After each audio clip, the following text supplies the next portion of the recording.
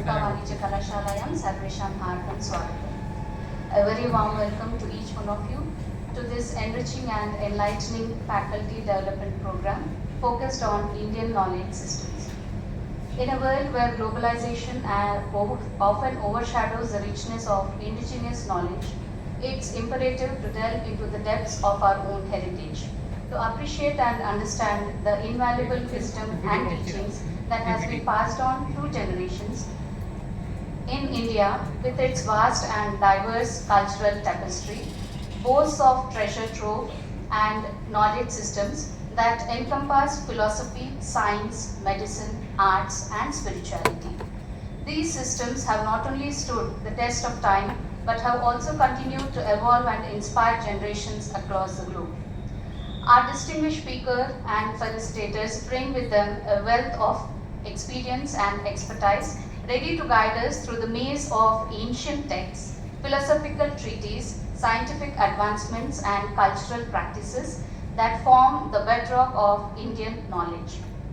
We, as educators, researchers, and learners, it is our collective responsibility to not only preserve this heritage but also to rejuvenate it, infusing it with the contemporary relevance and global perspectives.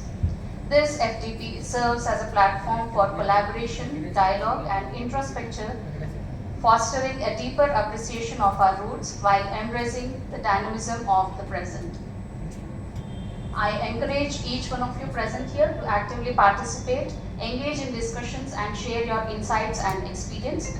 Let us kindle the flame of curiosity, ignite the spark of innovation, and pave the way for a future where Indian knowledge systems stand tall as beacons of wisdom and inspiration.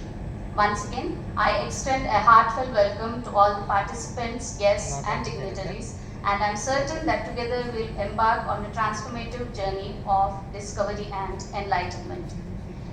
We begin the session with the traditional lighting of the lamp. So may I request our Principal Mohan Kumar Sir, Secretary Sir, Sri Krishan Sir, Director General Abram Krishna Sir, our Chief Guest for today, Professor C.S.R.Prabhu Sir, and Vice Principal Venkat Sir to kindly come on to the dais and inaugurate the session.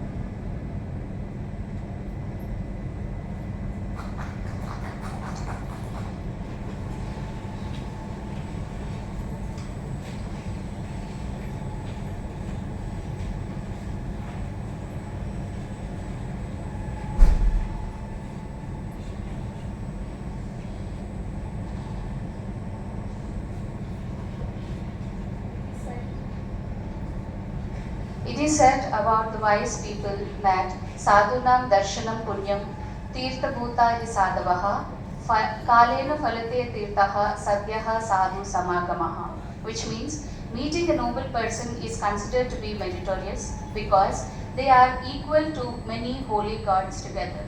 The merit acquired by visiting a holy place takes time to materialize, but contact with a noble person produces immediate effect. We are very fortunate here to have such a noble person, wisely and scholarly person amongst us, Professor C.S.R.Prabhu sir. Please join our hands together to welcome Prabhu sir onto the dais.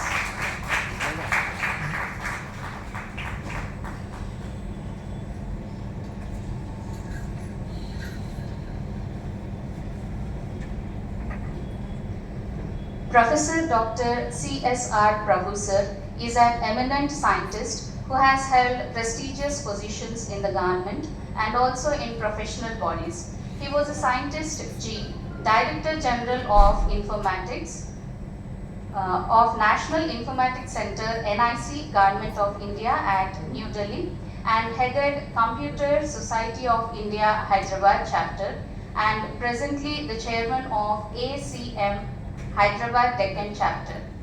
Sir has authored 16 books, of which 12 are cutting-edge subjects such as fog computing and big data analytics.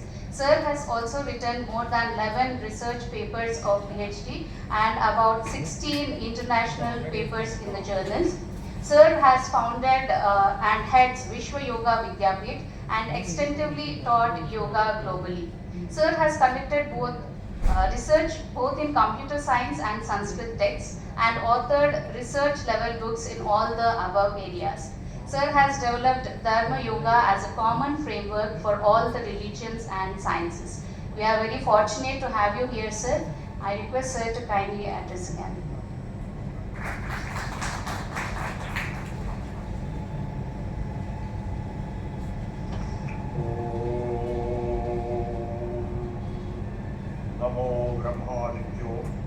ब्रह्म विद्या संप्रदाय कर्तृभ्यो वंशऋषिभ्यो महभ्यो नमो गुरुभ्यः. I prostrate to the gurus of the world, the rishis, due to whose kindness and compassion we are able to stand today and talk to each other. I am so thrilled to meet all of you, particularly the Secretary and Director General Shri Krishna, who is my old friend, Principal Mohan Nagar and Vice Principal, and I thank the coordinator, the organizer of this, Madam Tripura, to have invited me here. Well, friends, the word Indian knowledge systems refers to the knowledge of ancient India, not modern India. If you say Indian knowledge system, then there should be other German knowledge systems, Pakistan knowledge systems, Sri Lanka knowledge. It's not like that. The knowledge is common, universal. So why are we saying Indian knowledge systems? So we are referring to a period before the British period, or even Mughal period. The correct word will be ancient Indian knowledge systems, rather than modern Indian knowledge. Modern Indian knowledge systems, we are all practicing. We are the community of practice of modern Indian knowledge. And knowledge management, I wrote a book on knowledge management, is defined as internalization of knowledge, externalization of knowledge, and socialization of knowledge. So we are doing exactly that in your institutions. I'm very honored to be present with you and discuss about what is Indian knowledge system and what are its various components. Before we go into that, I want to raise two basic questions to be answered by all of you.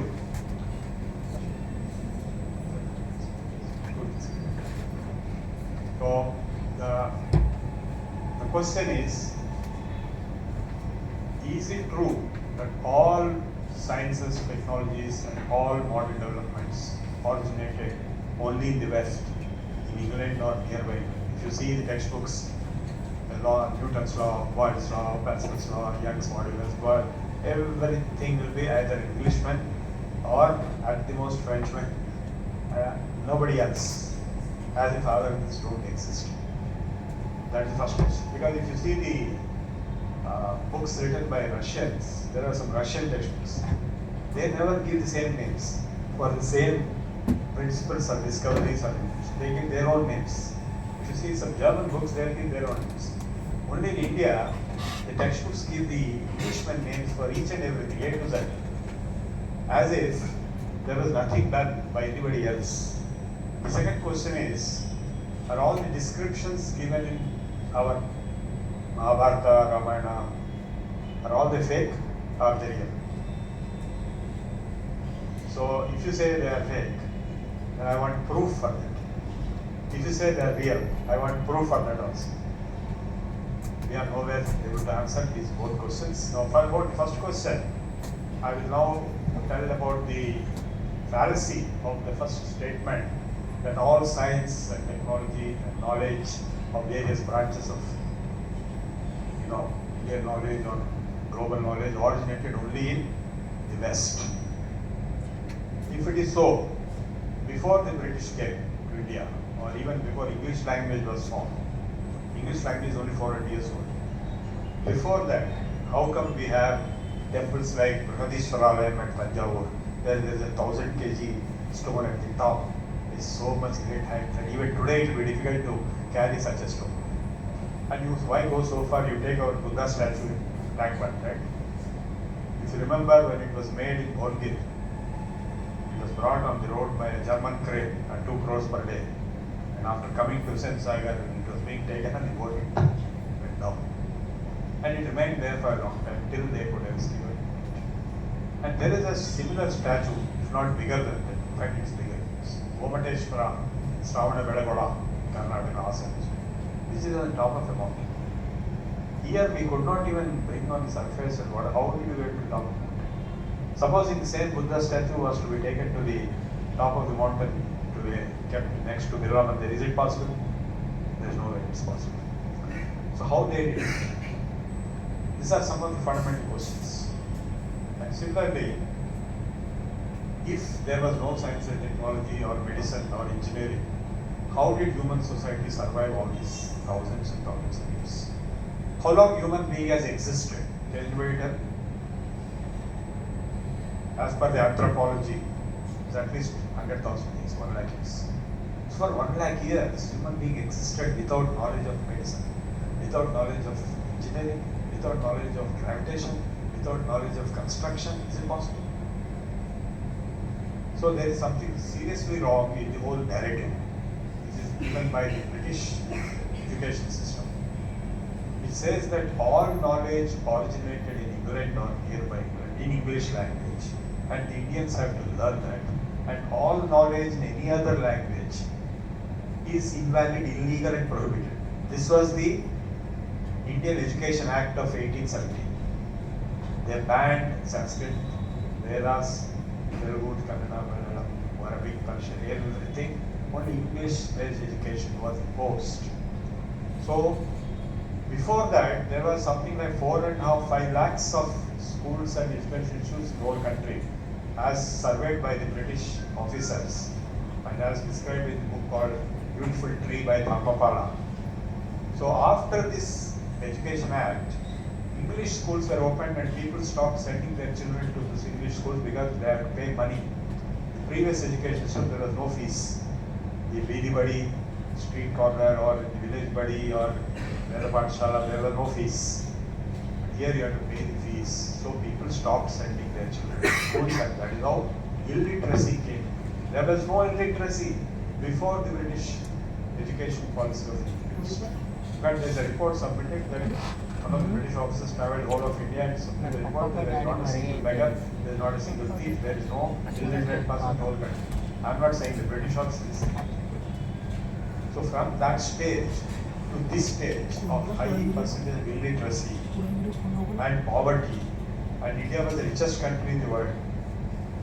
Now, Anton Madison was commissioned to do a study. He made a report saying that in 1740 AD, India and China together controlled 68% of the global domestic product. China higher, sometimes India higher. There was shuffling between the two.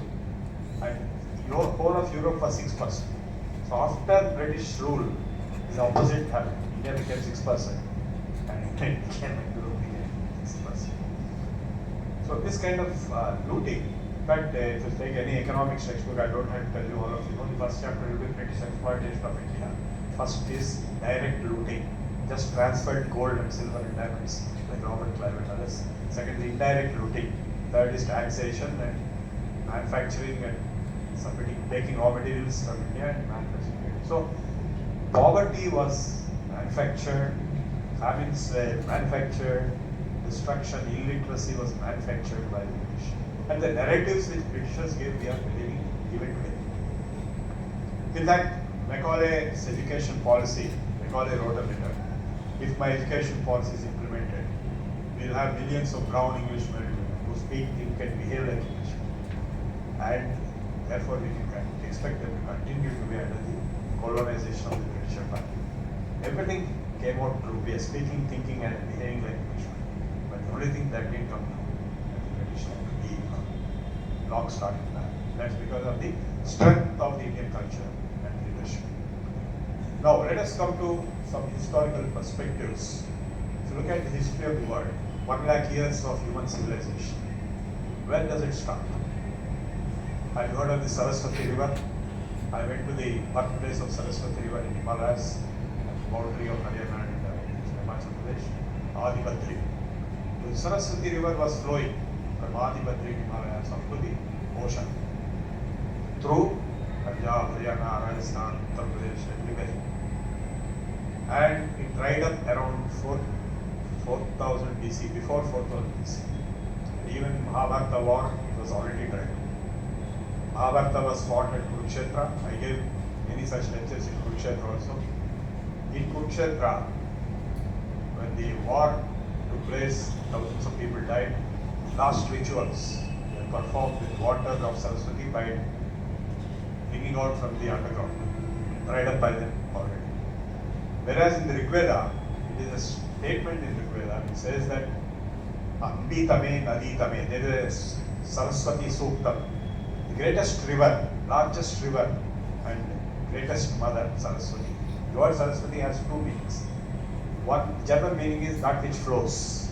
So knowledge flows, therefore it is knowledge, goddess of knowledge, and the river also flows, therefore it is the river of Saraswati river.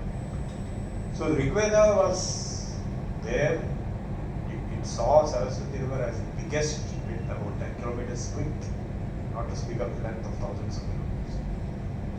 And what is that period? That period is way before Mahabharata, it's about 14,000 years. Mahabharata is only 5,000 years. 3,102 BC is the Mahabharata war, dated as per the astronomical calculation. Though some people like Nilesh Oka are putting it to 6,000 BC today. Normally accepted 310 BC. So throughout this Saraswati rivers of 40,000 years or more, we had the Vedic civilization flowering on the banks of Saraswati. Vedic mantras were the Veda.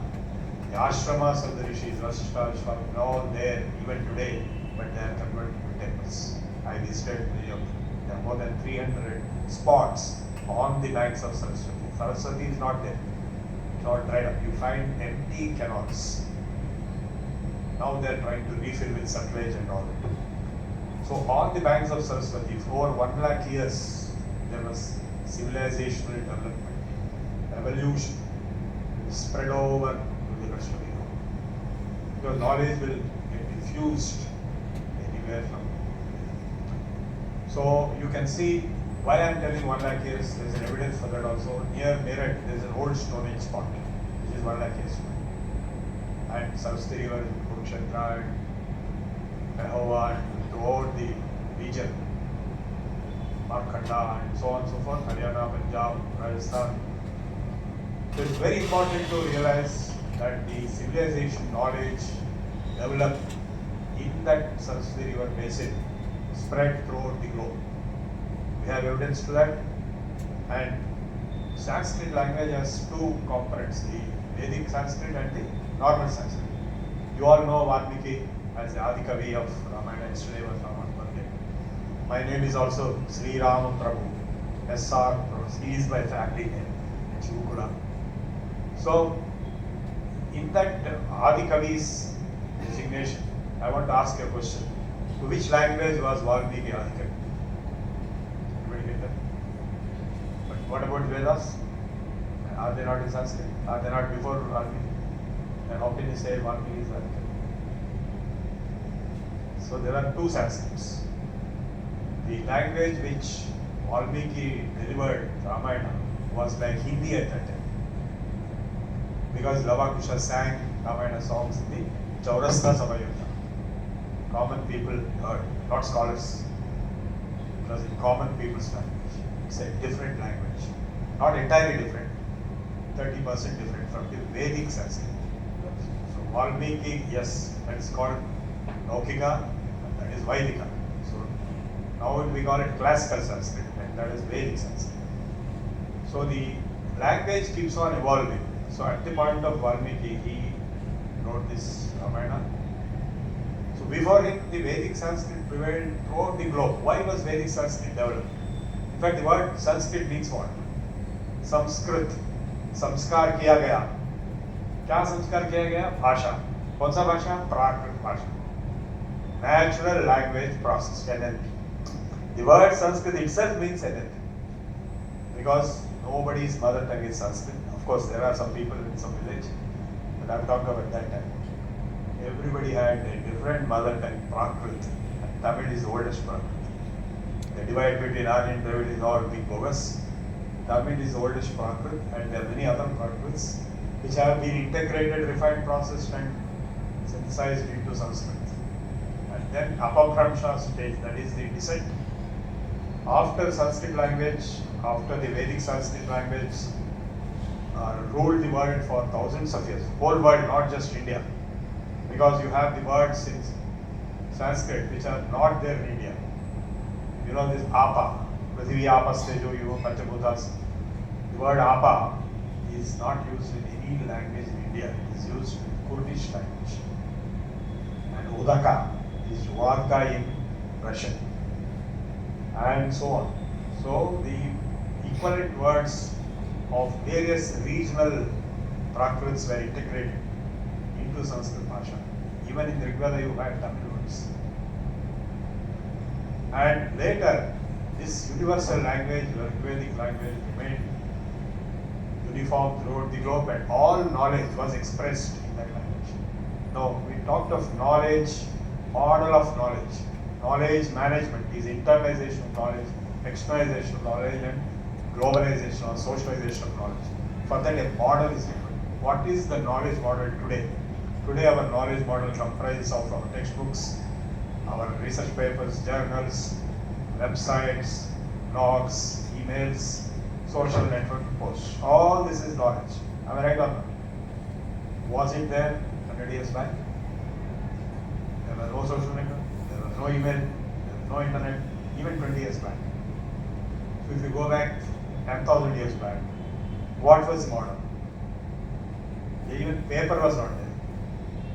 Only on stones they were inscribed, or on Burjapatras and Talapatras. With great difficulty they were inscribing.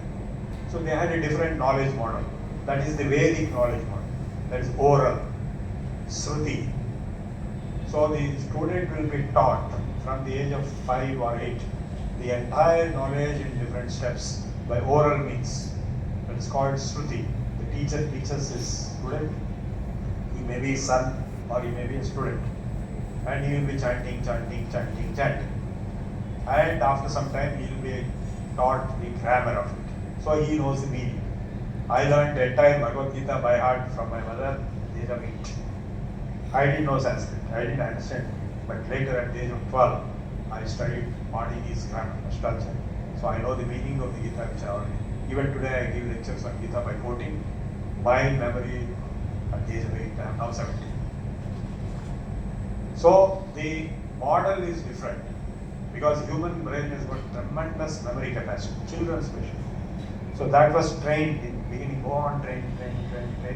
Then explained how the language can be broken up and understood. Then many Shastras were there. So the entire Vedic education system, which was minimum 12 years and going up to 22 years, it comprised of all subjects There are two levels in which the subjects are taught. One is the Veda Pathshalas, the other is the village schools or street schools. The street schools or village schools followed by an encyclopedia called Bala Shiksha. Tadda Bala Shiksha, one big book. It contains each and every subject, basics, arithmetic, rules, astronomy, chemistry, plants, basics. Everybody knows all. Veda Pathshala is where they chant Veda mantras, other things, and they learn grammar, then they learn the Havan, the Yajna process, and so on. So Indian knowledge system means this Vedic knowledge system originally. So what are all the different components in it? Vedas themselves. First, this Indian knowledge model is all knowledge is put into a warehouse of knowledge, and that is Veda. Like data warehouse, I wrote a book on it. So knowledge warehouse, go on adding, various topics. So what are the topics covered in the Vedas? All topics. You name it, it's there.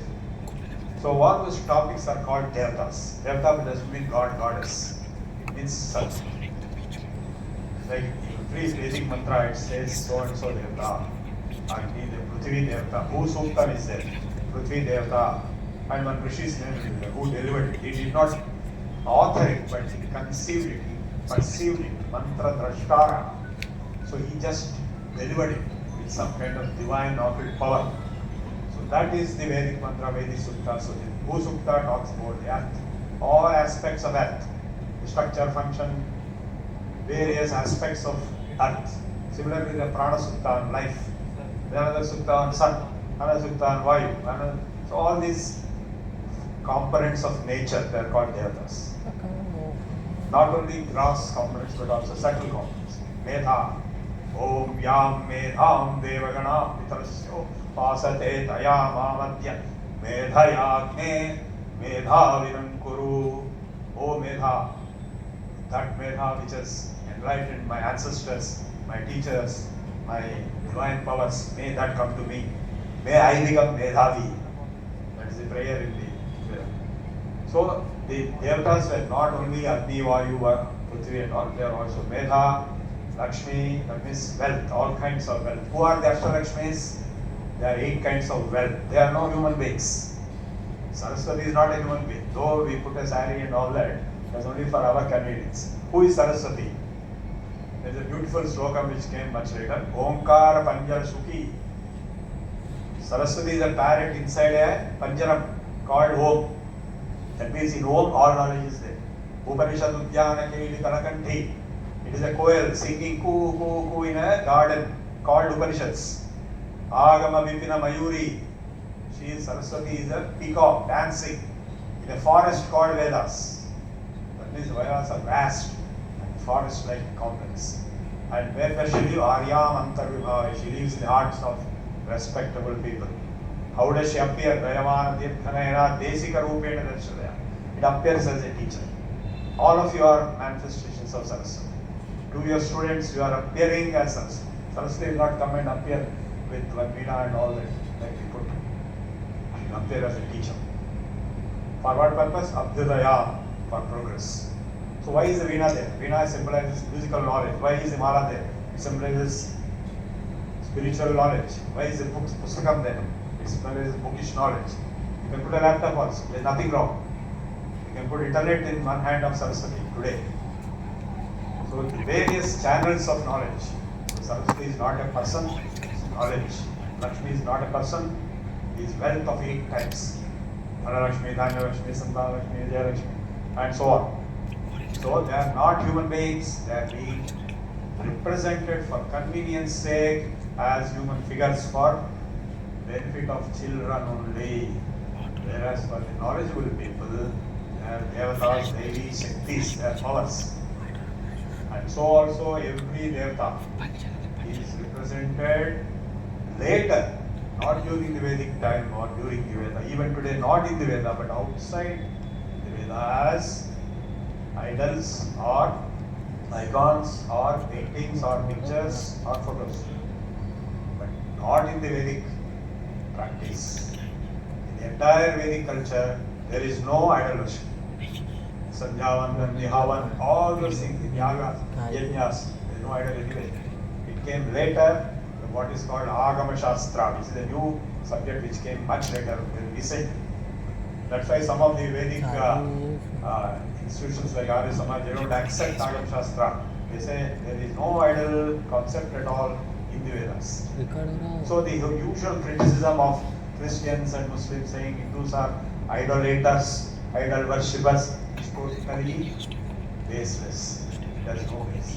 There is no idol or idol worship or icon or picture or anything in any of the rituals, Vedic rituals, any yaga, Ashwamedha yaga, Soma yaga, there is no idol anywhere. Sandhyavandanam, Vajpayam, or anything you take, there is absolutely no idol. Now, coming to the model of knowledge after the Vedic period. Vedic period is very vast. It is at least 1 lakh years old, and it stops somewhere a little before Mahabharata period. This is around 5,000 years from now, 3102 BC is the date given to Mahabharata war, which was a world war. This is a real happening. I went and saw all the spots. The spot where Gita was delivered, Bhagavad Gita was delivered. That spot is there. You can all go and see. It's a tourist spot. It's called Jyoti Sar. There is a Sarovaram there, and there is a tree which is supposed to have continued from then. There is a spot where Vishnu Sahasram was delivered. The tent of Karna is called Karnal, Karnalaya. And the 5 villages which Krishna asked, they are the Sonepat and Panipat and Raghat and all those parts. Swarnaprastha and Pandaprastha, all these are villages. And what is Indraprastha? Our old Delhi. Now they are digging at the Purana Kila to find the Mahabharata period also, many layers, Rajput period, and Sultan period, and so on, finally Mahabharata, 5,000 years ago. They're all realities. There is no fiction anywhere, whether in Ramayana or in Mahabharata. Only the Puranas, some additional things were added later. Originally, even that was not there. So the historical events, when you go to Ramayana period, you have the Laukika, Sanskrit, classical Sanskrit that came in. So the Vedic Sanskrit became archaic, went into the background. Panini wrote grammar rules to govern the entire Laukika Sanskrit and Vedic Sanskrit, both separately. He gave separate indications of the rules in his grammar. So in the Laukika Sanskrit, which again ruled till the British period, Shivaji used Sanskrit for his official seals. You go to Bombay airport, you will find a big official seal of Shivaji there. Yesha, Mudra, Bhadra, is written there. Kashmir was having a Sanskrit as official language until Shamsuddin replaced it with Persian around 14th century. Every king, every kingdom had Sanskrit as the official language. All religious scriptures, all religious rituals are all done in Sanskrit because it's like an official language. Prakrits people are there speaking, and then Apabhramshas are the Marathi, Gujarati, are nothing but Apabhramshas of the Laukik Sanskrit. The Laukik Sanskrit, as time passed by, it became distorted. So we have Marathi, Bengali, Marwari, and so on and so forth. All are nothing but Sanskrit originally. They are slightly distorted. So the ascent and the descent. The ascent is the formation of the Vedic Sanskrit, the descent is the formation of the Apabhramshas.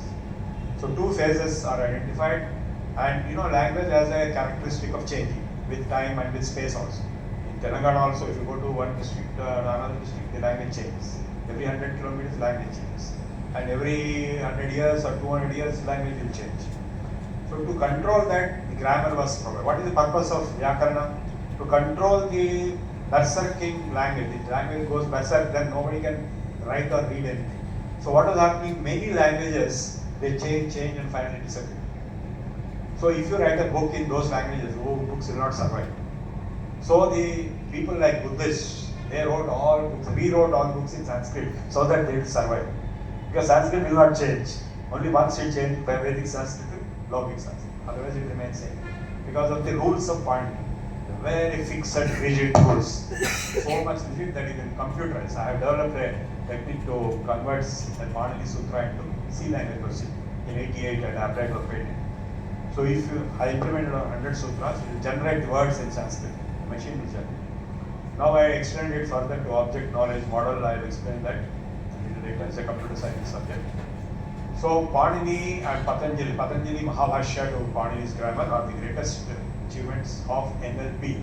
That is word Sanskrit itself means NLP. Now coming to the post-Vedic knowledge models, Indian knowledge systems, the Upavedas came up, subordinate Vedas. Ayurveda is the Upaveda of Rigveda, and Dhanurveda, and Gandharva Veda. Gandharva Veda is the Upaveda of Samaveda. In the Samaveda, 7 swaras have been identified. Before that, only 3 swaras were identified. High, medium, and Uchchairudattaha, Nichairudattaha, Samahana Swaritaha. Rigveda, in Yajurveda, and Atharvaveda, only 3 swaras are there. The top line will be high pitch, bottom line is horizontal is low pitch. Without anything, it is medium. Whereas in Samaveda, the 3 are expanded to 7, Saptaswaras. Sarigama Padani. And the Gandharva Veda, which is nothing but our music, musicology, Carnatic, classical, whatever, North Indian, whatever it is, finally it is Gandharva Veda, which is the Upaveda of Samaveda. And like this, Shilpa Shastra, the Upaveda of Atharva Veda, and so on, it came up. And in addition to the Upavedas, the Shastras and Darshanas came up. Darshana is the perspective, the entire subject perspective, like physics, Vaiseshika Darshana, Vaiseshika Sutras of Kannada. I wrote a book on physics of Vaiseshika. It's published by the Tirupati Vedic University. The entire physical perspective is given there. I've given many lectures. You can see my name, C.S.R.Prabhu in YouTube. You'll get all these lectures. Yesterday I gave a lecture on Vaiseshika. Today I gave on Nyaya. In the morning we are delivering a course. In fact, Madam Bhavani Tripura got in connection with me only through that course. I'm offering a course jointly with one Veda Samskriti Samiti, 3 months, 4 months course on Vedic, entire subject, Vedas, Upanishads, Upavedas, Darshanas, Shastras, Bhagavad Gita, everything, Ayurveda, Vastu, all covered. I'm not delivering the entire thing, 50% I'm covering, the rest I've arranged the experts. The chief advisor of Ayurveda to Karnataka government is our speaker on Ayurveda. And yoga I'm teaching for 1 month in that course, practical and technical aspects. And we have the Benares Hindu University faculty members involved in the delivering of Vedas lectures. So we have many professors and so on involved. It's the first time in the world we offered this course of Sanatana Dharma as a whole. Whether we call it Indian knowledge system or whether we call it Sanatana Dharma, both are same. Because both subjects are same. The Vedas, Upanishads, Darshanas, Bhagavad Gita, Shastras, Ayurveda, Yoga, all that is same. So now the National Education Policy has coined this word Indian knowledge systems, but it is nothing but Sanatana Dharma. Now very important topic I want to address is about the Dharma Yoga aspect, and after that I will go to Viman Shastra and show you some of the exciting evidences of advanced technology. So what is Dharma Yoga? Is a framework which I developed along with my colleagues from different religions. Like you are there, I engaged some other scholars who are doctorates in Arabic, doctorates in Quran, doctorates in Bible, to engage in what is called a common framework. See now what is happening in the last thousands of years, 2000 years, there is a continuous conflict. Why is there a conflict today in Israel and Gaza Strip?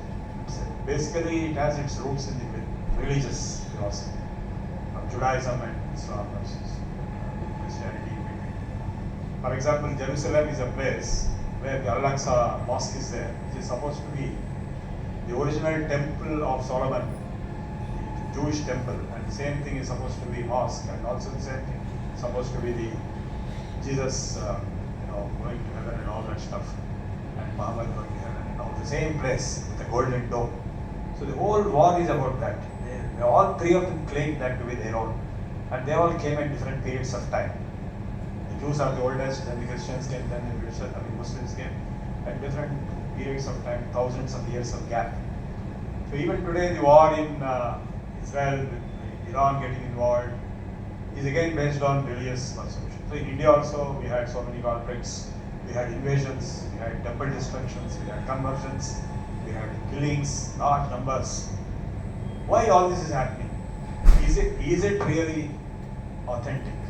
This kind of narrative of having conflict with other religions and then having wars or having destruction, is it Is it really mentioned there or directed there or guided in those scriptures? This is the question you have to answer. If you say, suppose you do research and finally conclude, okay, we are exactly opposite of so and so religion, and so and so religion is opposite of some, then they will remain permanently as opponents forever. We agree to disagree and we remain as enemies. Is it like that? Or is there anything that is reconcilable, that is common? See, what is friendship? Friendship is nothing but commonness. Today when I saw Abhiram Krishnaji in the morning or afternoon when I came, I was really shocked. And at the same time I was really happy because there is something common between me and this institute. A very important common factor. So I get bound, I get fighting with this institute because of my commonness with this institute, who is Abhiram Krishnaji himself. So in the same way, if you find something common, suppose you went to New York, then you will find a person from Hyderabad. Oh, you are from Hyderabad, I am from Hyderabad. Where are you? Kachiguda or Narayana? That kind of a discussion starts to become friends. So in the same way, in the religions also, can we find some friends? Can we find some commonness? Yes or no? And that's what we were trying to find out.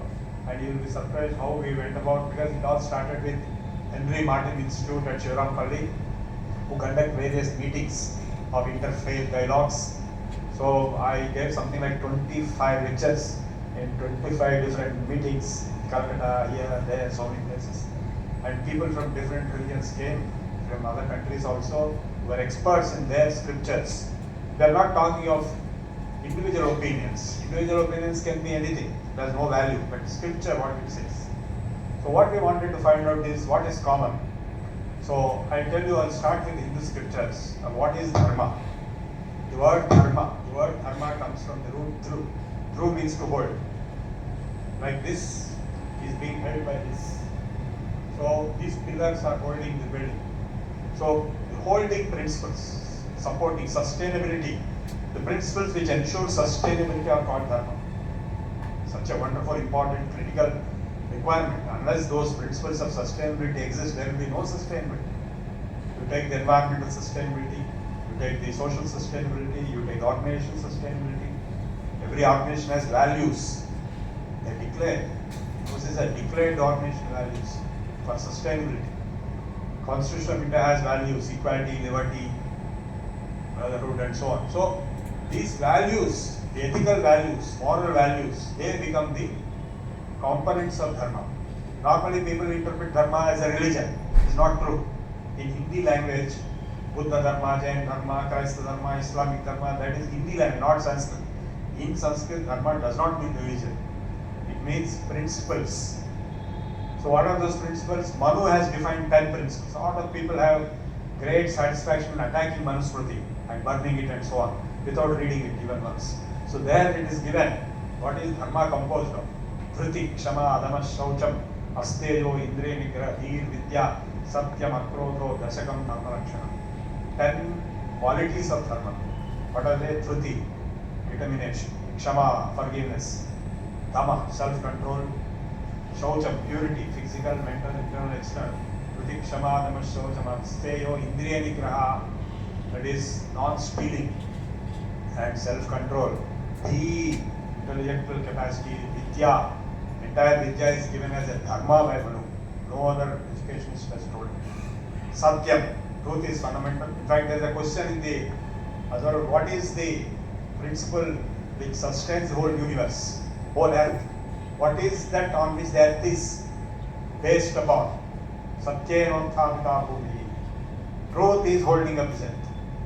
Truth means gravitation in that case. So, Satyam, Akrodho, Ahimsa is equally important. It is given as Akrodha in Manusmriti. So, these 10 are taken as Dharma Lakshanas. Dhriti, Kshama, Dhamma, Shaucham, Asteyo, Indriya Nigra, Dhir, Vidya, Satyam, Akrodho, Dashakam, Dharma Lakshanam.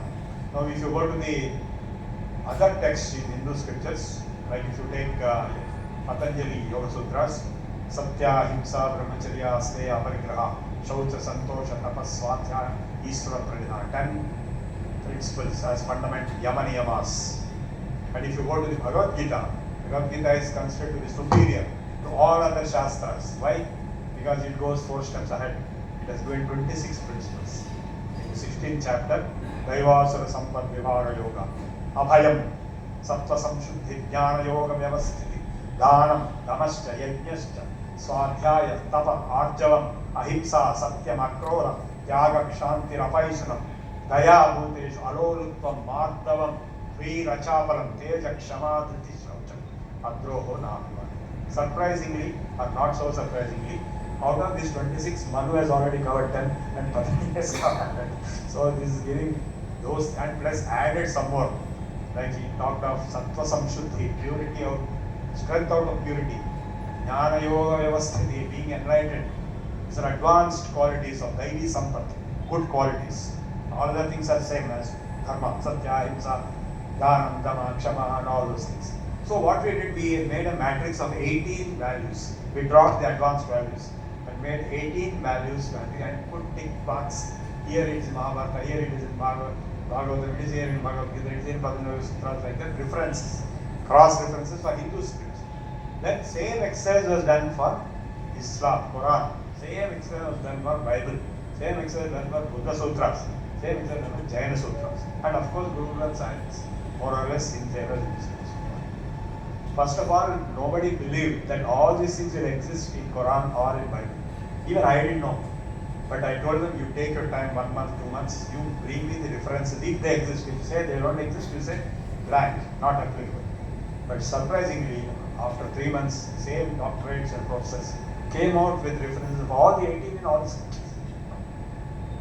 This is a new discovery which nobody knows. Somebody said, how can Ahimsa be there in, say, Quran? It is there. Satya is there. People don't know. If you don't know, it doesn't mean it's not there. So that means even though differences are there, there is this commonness.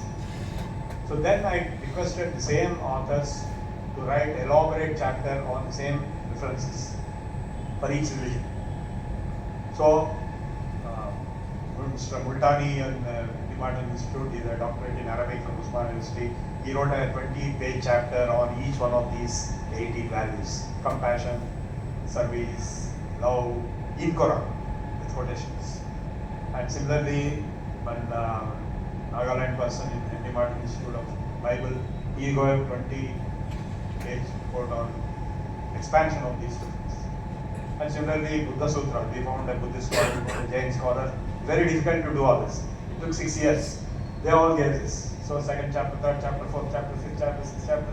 So 9 chapters we completed with all these different religions, each one chapter.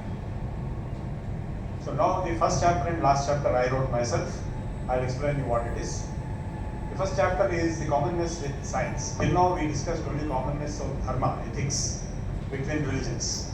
But there is something with science also, sustainability, environmental sustainability, social sustainability is possible only when you follow the principles of sustainability, which are nothing but principles of dharma. So environmental science is the one where we find a commonness. But in the Gita 3rd chapter, he clearly mentions Sahayajna Praja C.S.R.Prabhu Prajapati Anena Prasvadvamesh Osvishtakam Devan Bhavayataneva Te Deva Bhavayatna Parasparam Bhavayanta Shreyam Paramavapsmita. When the creation took place, humans and the natural forces both were created simultaneously. And they were told to live in symbiosis. If you propitiate the natural forces, they will give you what? Ishtan Bhoga Nivo Deva Dasyante Yajna Bhavita. Through the process of Yajna, the natural forces will give you whatever you want. Ishtan Bhoga Nivo Deva Dasyante Yajna Bhavita. Tayam Dattanavada Yevyo Yobhum Teskeva Yevasa. He who consumes all natural resources without replenishing back is a thief. That is all environmental science is all about. So the process of sustaining the natural resources directly through afforestation or through yajna process or any other means, that is emphasized in the Bhagavad Gita in the 3rd chapter. So yajna is that as a concept. So that is where the scientific interpretation of this lies. And the other important thing is the polytheism, monotheism and pantheism. The conflict, if you ask any Muslim or Christian, is Hindus are polytheists. They worship many gods. Is it true? So these so-called gods, like you have Saraswati, Lakshmi, they are all only windows, specific windows, not the entirety. The entirety is Om, Parabrahma. We all know that. So we know that these are all, like for children we require Saraswati, for businessmen we require Lakshmi.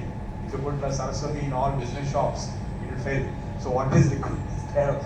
It is their own requirement to perform Vipassana to acquire the grace of the Supreme Being in that channel, in that window. That is given in Gita also very clearly.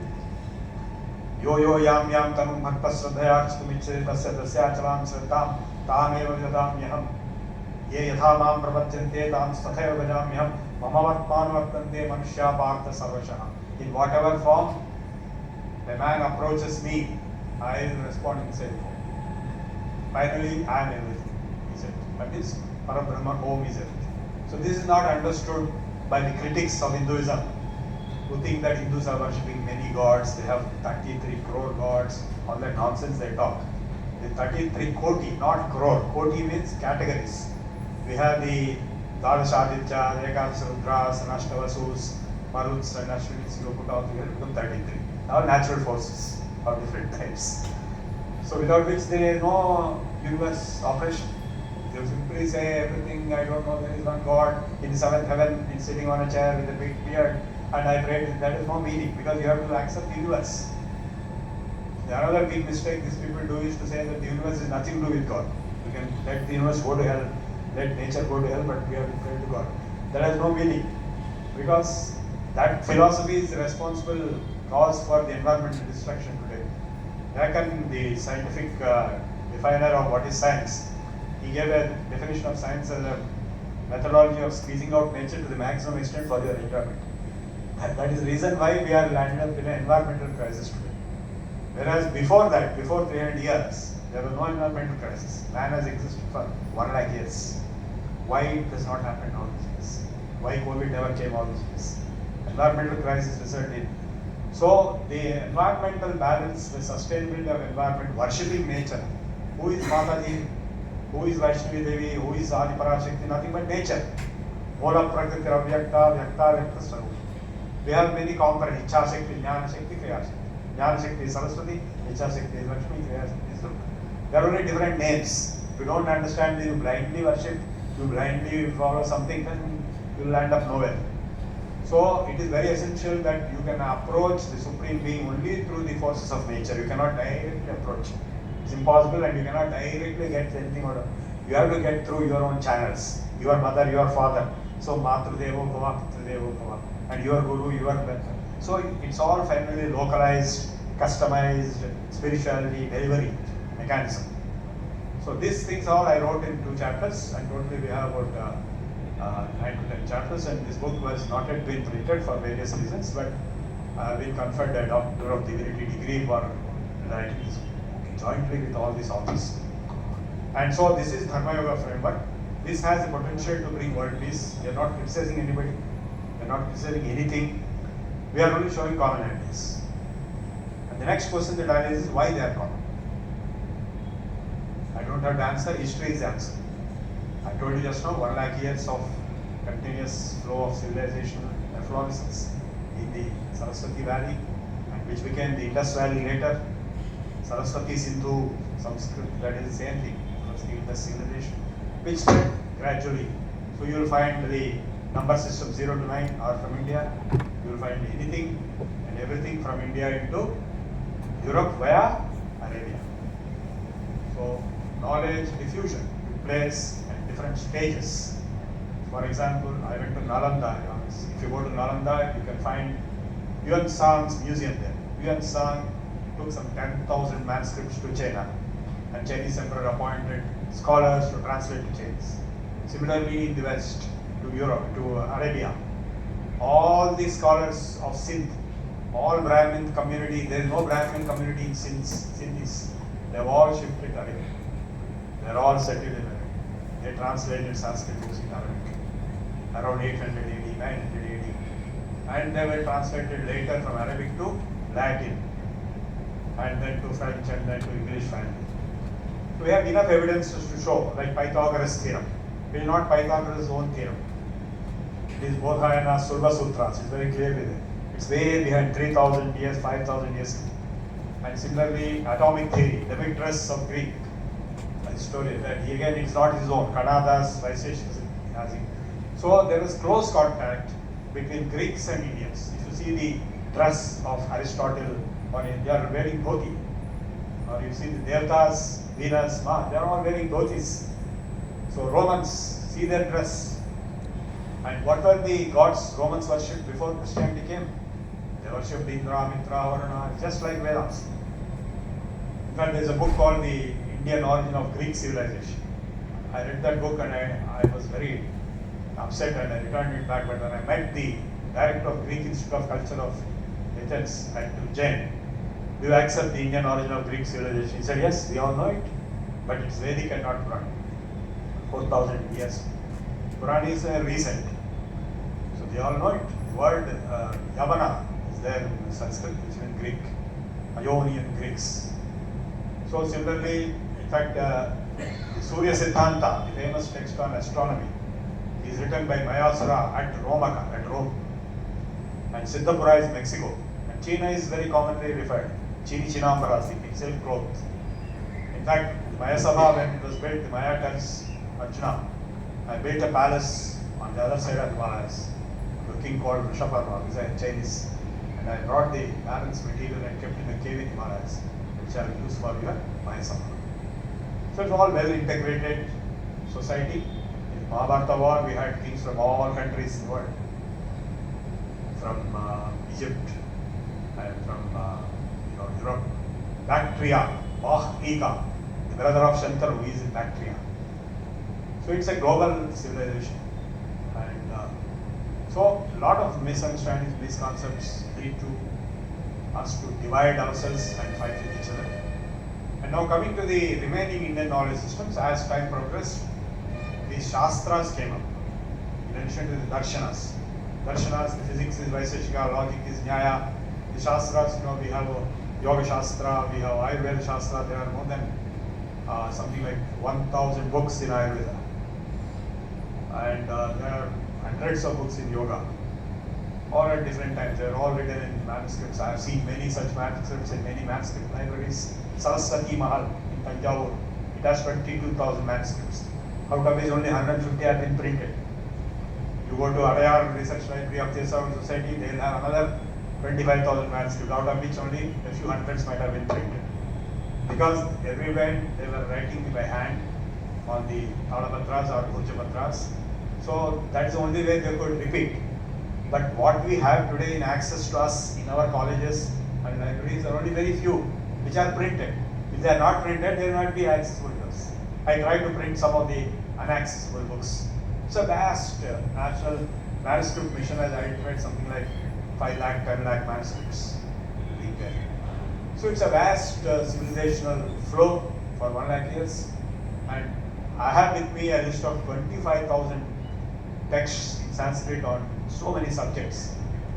There is one Varnekar who wrote a Sanskrit Vangmay Kosh, where he has given all these books names, where they are available, whether printed or not. And finally, in 1989-90, we have developed an online database of traditional sciences and technology under NIC's project. So we compiled a large number of reports, books, English, and extracted and put into a centralized database. You can say, for example, diagnosis. When you say diagnosis, then you get some 20 types of diagnosis. Pulse diagnosis, tongue diagnosis, eye diagnosis, and so on and so forth. In Ayurveda, and similarly surgery.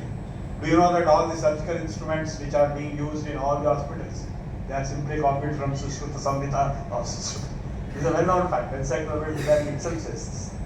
And in Australia, the greatest medical school has Sushruta's image there.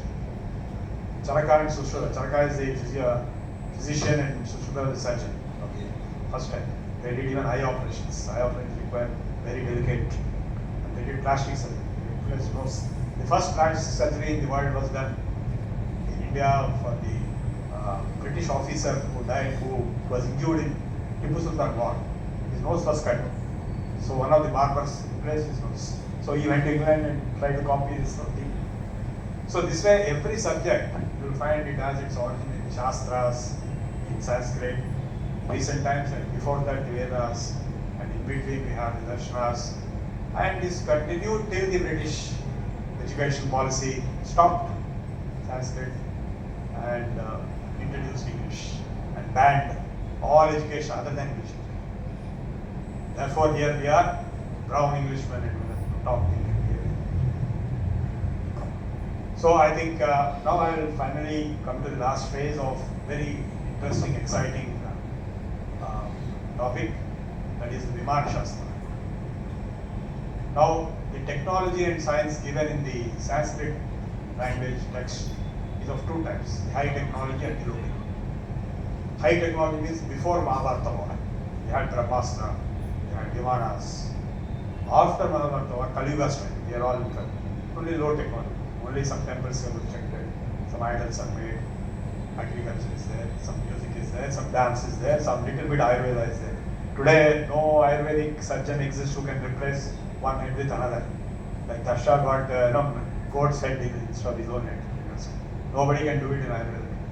It became very, very poor relic. It's like Sarajing Museum, we say that, oh, this was there at that time. But now what is there means now everything is there, where it is there. The relics are there. So yoga is existing as a relic, Ayurveda is existing as a relic compared to what it was long back. Yogis had powers, they could travel in space and all, like C.S.R.Prabhu came from Kedarnath to Kerala by Akashagamana. Which any yogi can do today, let them show, nobody can do. So similarly, mercury was used to purify and finally gold. Nagarjuna made gold. Can anybody make gold today?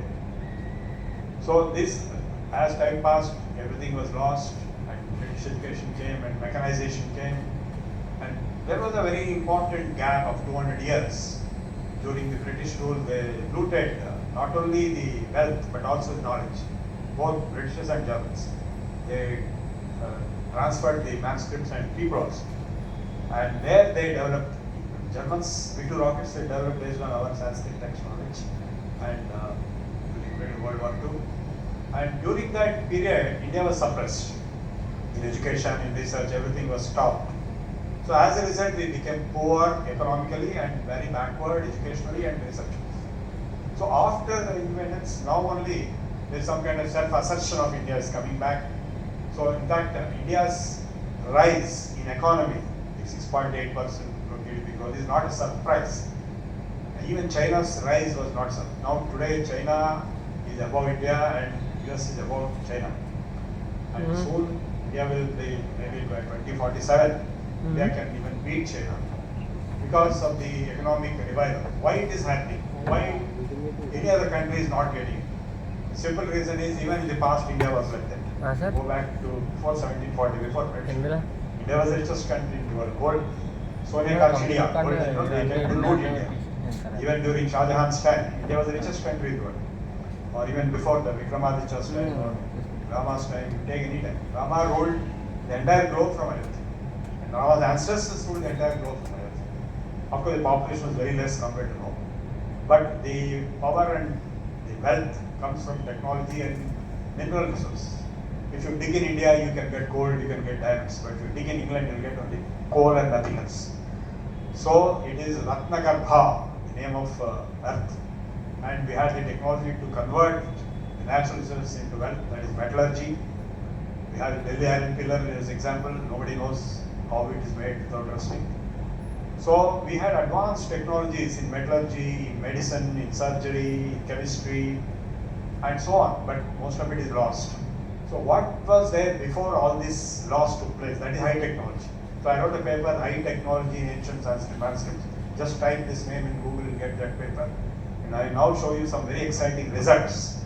There's a book called Viman Shastra and a few other Shastras related to it, which I have managed to acquire these Xerox copies of manuscripts on an old paper, which were written in 1917, 1911, 1920 and so on. I got them in 1990. With the help of Birla Science Center, I reproduced some of the metals, alloys, glasses and machines from the Viman Shastra.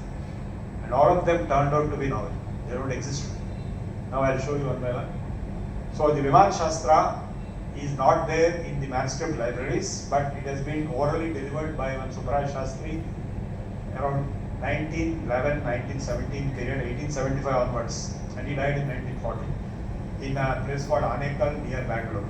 He was a Telugu Brahmin of Bharadwaj Gotra. He had in his memory learned from his guru who had some extraordinary powers. So he closed his eyes and used to chant, and one scribe used to write. So I went and Xerox some of them and brought, some of them are printed. I Arya Samaj in Delhi and also my other party in Mysore. And so I have been doing extensive studies and investigations, and I reproduced with the help of the Birla's labs some of the new materials. Now I'll give you examples. In the Viman Shastra there are 31 yantras.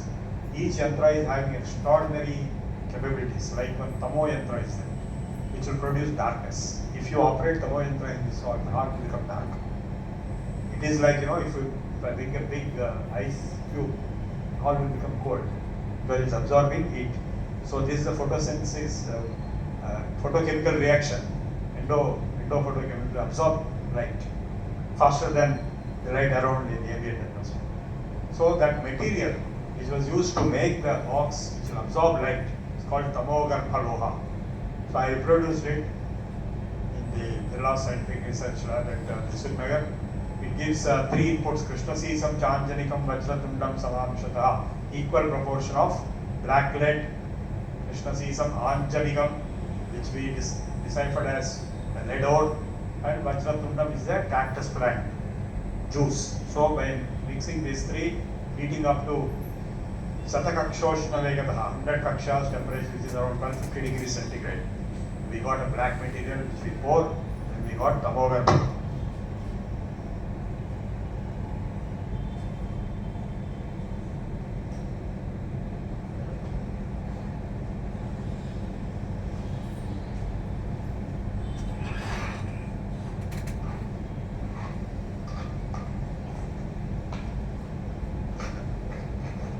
So this is Tamogarbha. You can go and test it. It will absorb 80% of laser also, any light. We have tested in Ismail University Physics Department. Same thing in different shapes.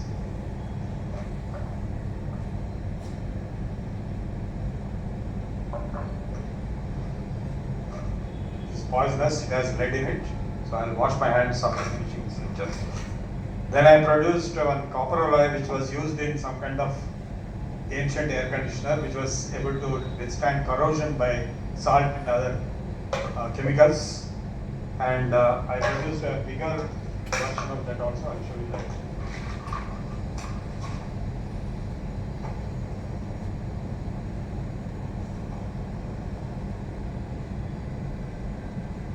So this I reproduced recently at Jain University in Bangalore in the metallurgy casting section. So this can withstand corrosion by salt. Not like if you all know at home, if you want to fill bore water, if you put brass, you get corroded. Bore water contains salt. So this will not get corroded. This is made up of copper, zinc and lead, but it's not recommended for food items, but for other applications.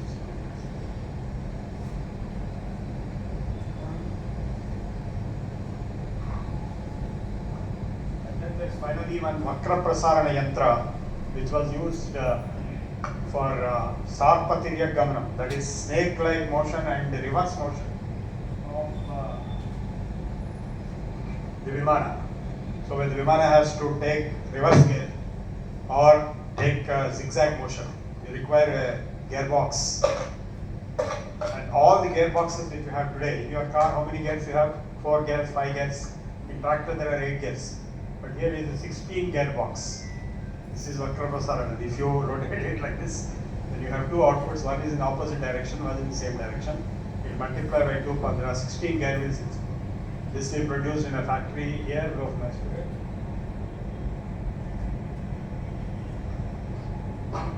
So all these evidences point out the fact that there is truth. It is not all bogus in the advanced technology claims. I also made one liquid which is Agnistambanam, that is it can withstand fire. If you spray it on any cloth or paper, put it in flames, it will not burn. I also made an Anaharam, which is a powder you can make laddu or biscuit and eat. You don't require food.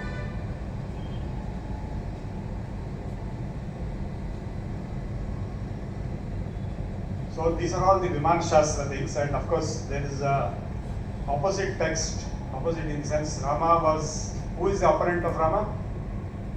So what did Ravana write? Ravana wrote many books, and one book is called Uttisha Tantram. I studied that also and got this Agni Skandhanam from there. So it is actually a war between Rama on one side, who is representing the Bharadwaja. The Viman Shastra is written by Bharadwaja. And I also belong to the same Gotra, and Ravana on the other side. So his Ravana's commentaries on Shiva's Shivatandava Stotram and also Rudradhyayam, the Abhishekam and all, Ravana's commentaries are there. So these are the technologists who actually existed, who actually did things well. Now Ramayana is estimated about 1 lakh years from now, and Mahabharata is estimated about 5,000 years. So what was there at that time in England? What was there at that time in America? What was there at that time in Japan? Only forest. So that is where our knowledge systems exist. They are not only the origins of the modern knowledge, all the modern inventions, discoveries were copied from Sanskrit text by various British scholars and Jesuit priests who just lifted and put their name. Theorems, principles, points of as included in the physics of Vaisheshika, proved Newton's laws were known to Kannada. Secondly, after copying, they developed independently and suppressed India to maximum so that no development took place, and ensured that Indians will be made to believe that Sanskrit is totally useless. It is basically a religious language. Only English is scientific language. So that kind of narrative and English education should be there. So they tried their level best. So we lost about 200 years in the process. We became backward. So now we are trying to equalize and surpass. We are in the process. We have a long way to go. And finally, to conclude, I will quote object knowledge model, which I developed and published in the International Job Conference, which is the knowledge representation model for artificial intelligence based on Panini's. You see, like if you take the sentence Rama killed Ravana, and if you put Ravana first and Rama last, it becomes the opposite.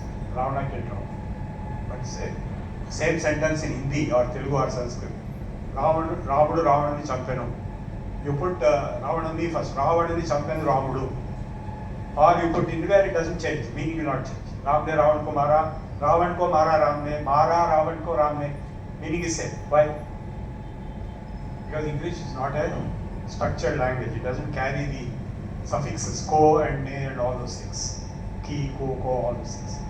So similarly, many weaknesses are there in English language.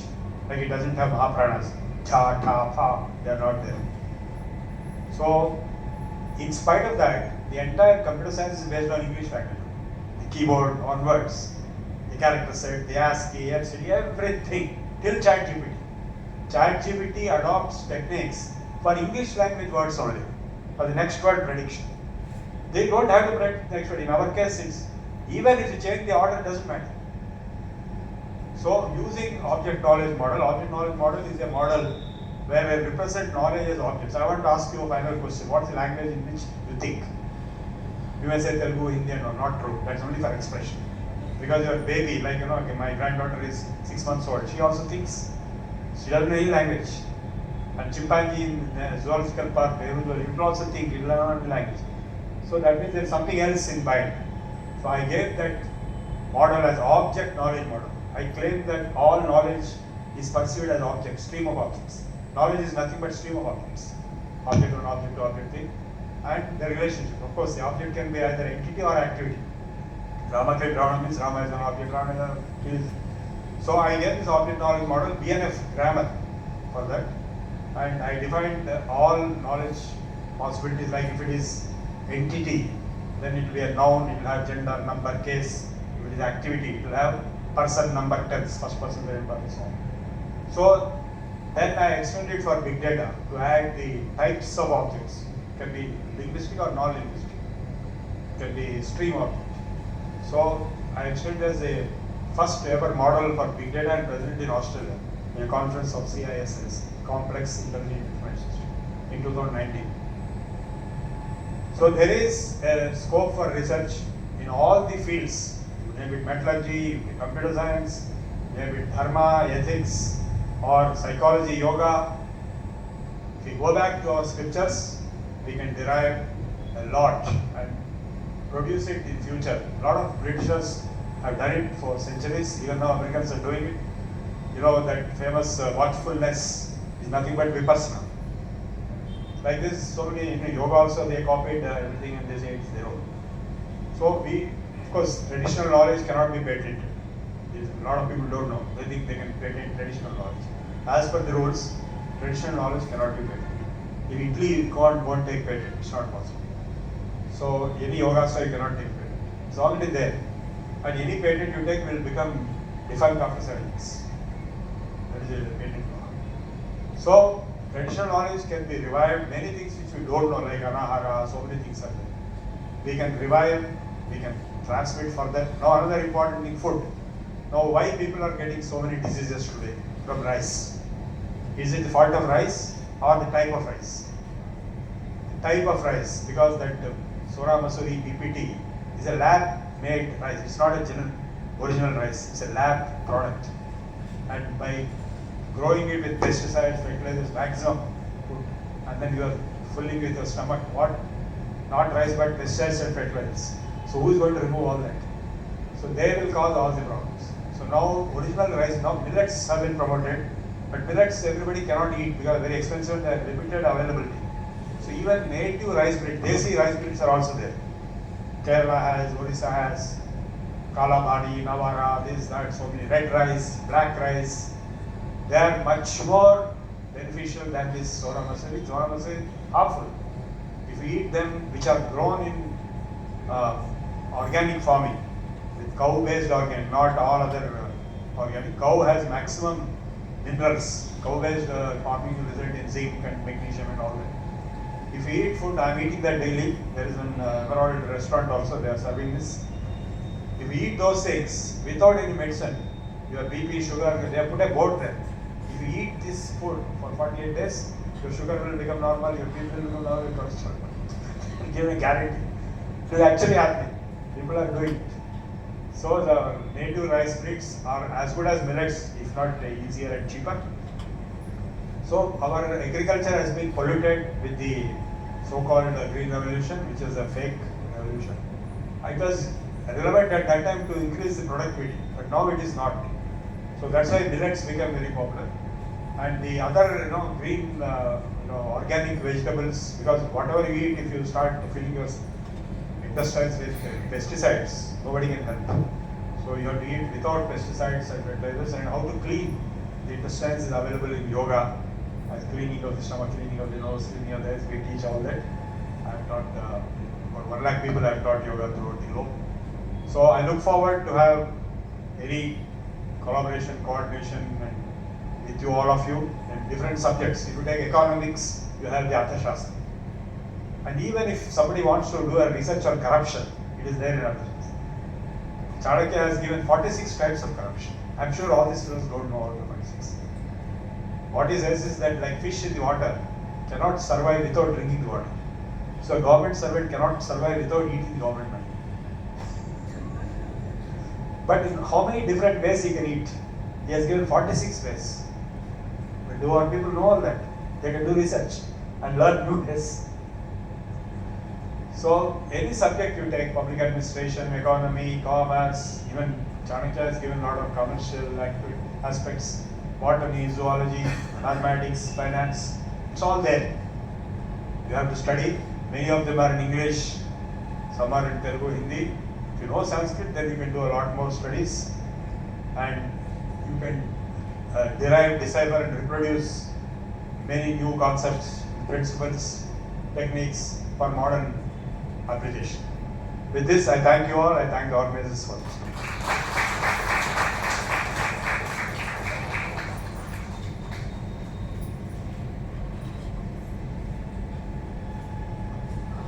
The session is open for questionnaire if any of the faculty wants to ask any questions.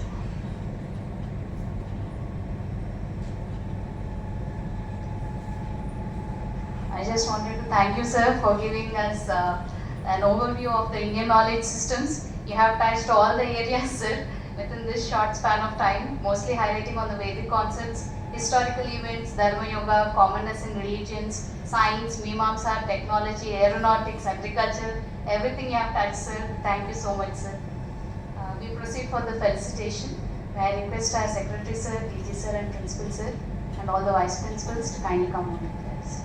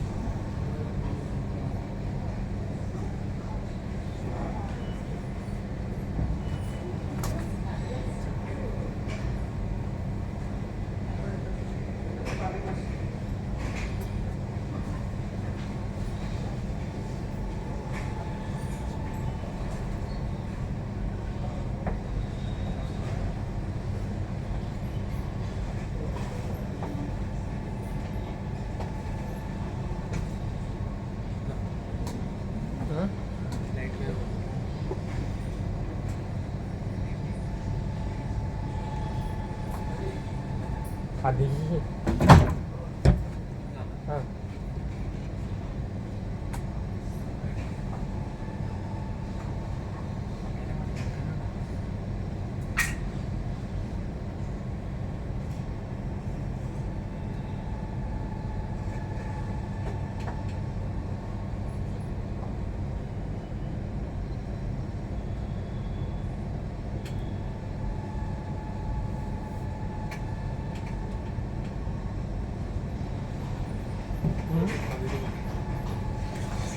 banyak